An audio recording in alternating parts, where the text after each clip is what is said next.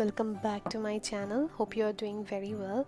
Couldn't post anything in the last week, but I have compiled few of the activities in the last couple of days, which includes some nice recipes, my coffee corners, which is now all Christmassy and cozy, and also a small tour of the Brussels Christmas market which we visited.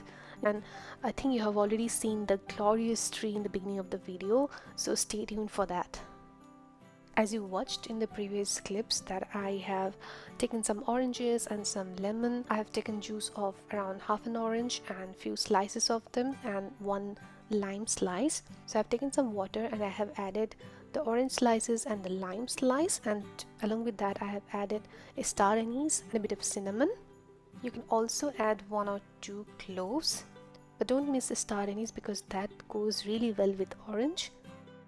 So I am here preparing one of my favorite tea recipes to enjoy during the winter.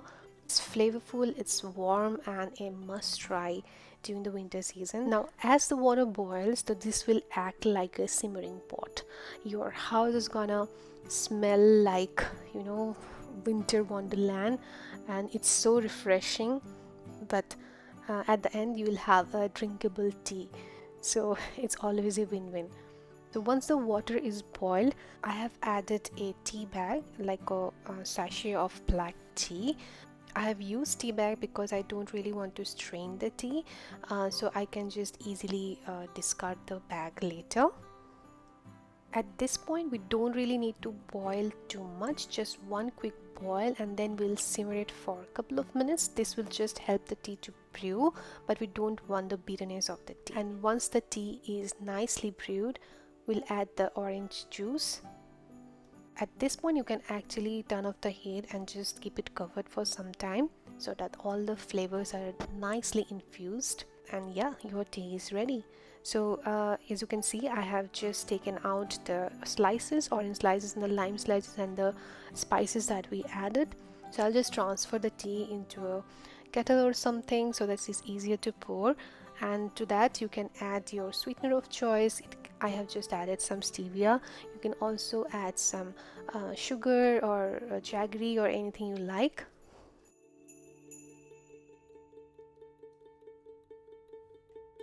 So your delicious orange tea is ready, and you can serve it with the orange slice, and it's so refreshing. Trust me, you must try it. You can of course omit the black tea if you want to enjoy decaf, and yeah, you can see the orange pulp and all the lime goodness and everything in the tea, because we didn't really strain the tea, we just kind of used a tongue to remove the tea bag and the aromatics. As usual, you can find the detailed recipe or the ingredient list in the description box, and if you like the recipe and you try it at home, please do let me know in the comments or on like the DM in Instagram. I really like to hear that.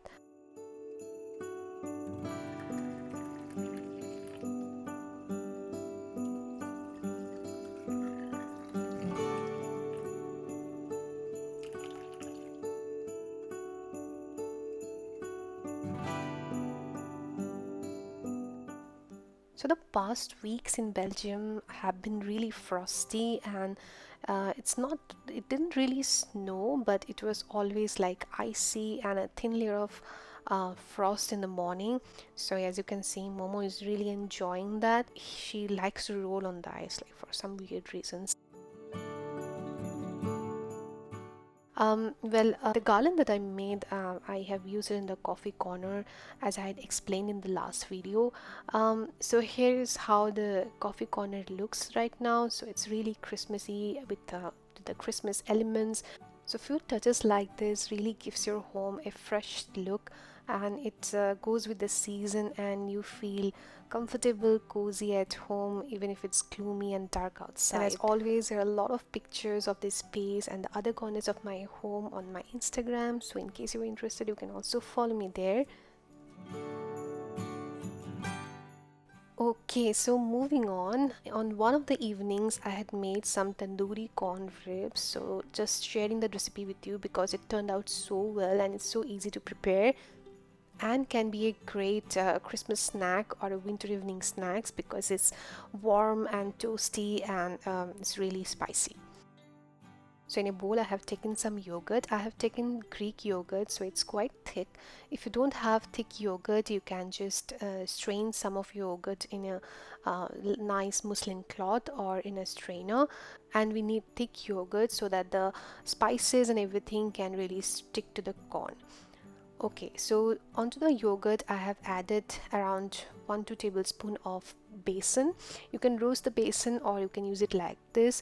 I didn't find any difference, so whatever you'd like. And to that I have added around 2-3 tablespoon, like heaped tablespoon of tandoori masala.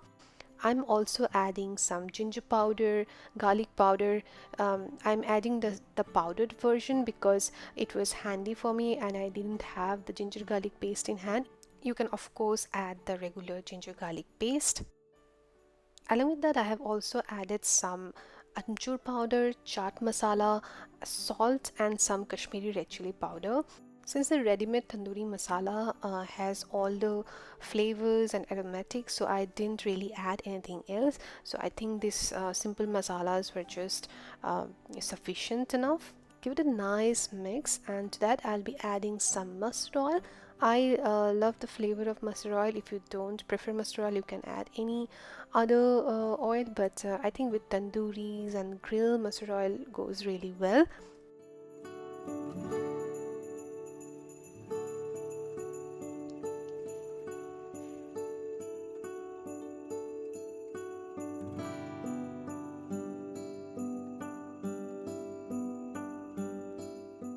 I have taken this kind of corn which is very readily available here. Here I am trying to take out some ribs from the corn, or let's say slicing the ribs vertically in a way that they resemble the ribs. If you don't find corn this way readily, then you can also use baby corns.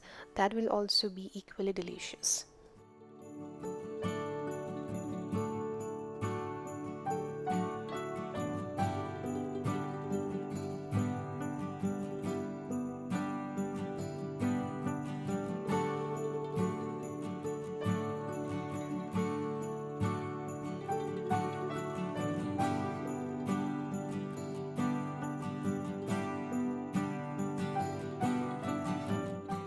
Alright, once my corn ribs are ready, I'm just marinating them really nicely with the marinade. You can use your hands. I think that's the most effective way of doing that.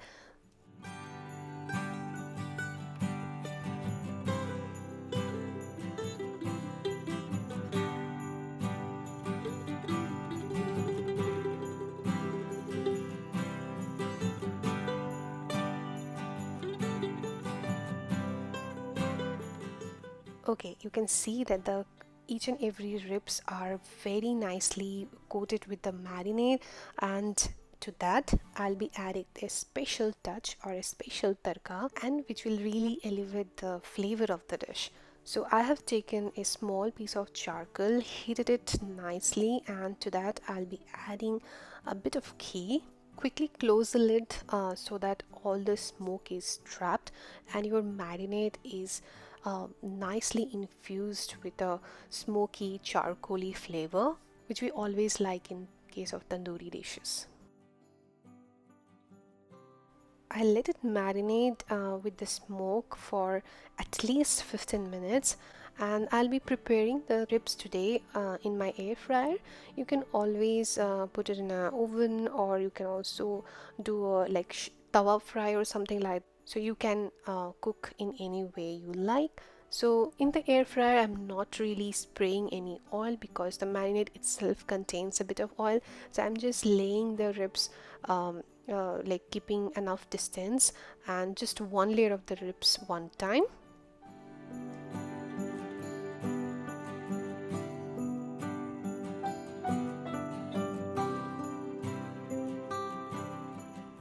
So I have cooked them in 180 degrees Celsius and for 10 to 15 minutes. It really depends, and just turn them once in between. So just keeping an eye on the first batch and the next batch, it's you already get an idea. So yeah, so there goes the ribs.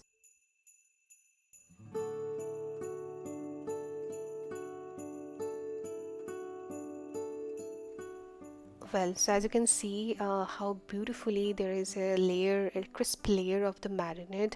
After a couple of minutes, I'm just turning them once so that they are also well cooked from the other side. Cook it for a few more minutes on the other side, and there your corn ribs are ready. And it's so delicious and it's so light at the same time. It's gonna be your go-to vegetarian appetizers for the party season. So I've served them with ketchup and a bit of mix of yogurt and green chutney, and you can spread some chaat masala on top of the ribs along with some lemon juice. That will also increase the flavors of the masalas that you have added. Again, the detailed ingredient list, you'll find it in the description box, and do let me know if you try this. It's quite hassle-free considering you just use the ready-made powders, and at the same time you can prep them ahead and you just prepare them or bake them or toast them however you like just before your guests arrive. So there you go, your crispy tandoori corn ribs are ready.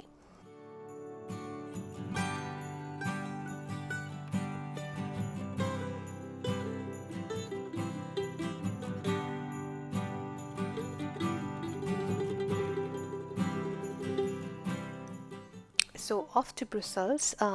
As promised, we'll be sharing some of the clips from the Brussels Christmas market. Brussels takes so much pride in their Christmas trees, and of course it's grand, it's glorious, and the light shows at the Grand Palace is spectacular. You'll see some of the clips I managed to shoot.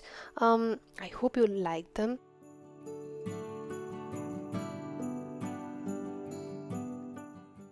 And there she stands, all shiny and tall.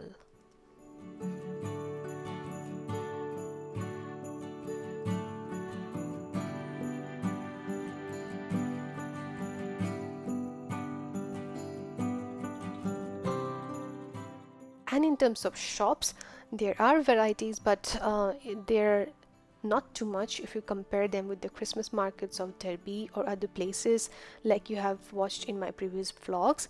But other than that, you will get the vibe. You will get the really grand city Christmas vibe with all the big shops, cozy coffee places, all adorned with the Christmassy stuff, and that makes it a must-visit place during the Christmas time. And if you do, don't forget to enjoy the churros and the glühwein and just enjoy the holiday spirit. And yeah, don't miss the light show. That's something very unique to Brussels.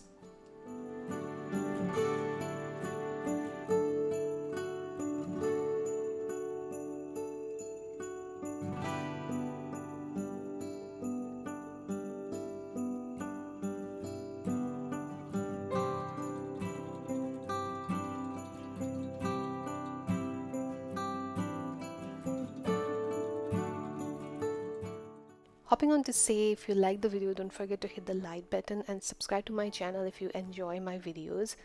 Don't forget to hit the bell icon to be notified in case of my future uploads. I will see you in my next one really soon because we have few days left for Christmas. Until then, goodbye.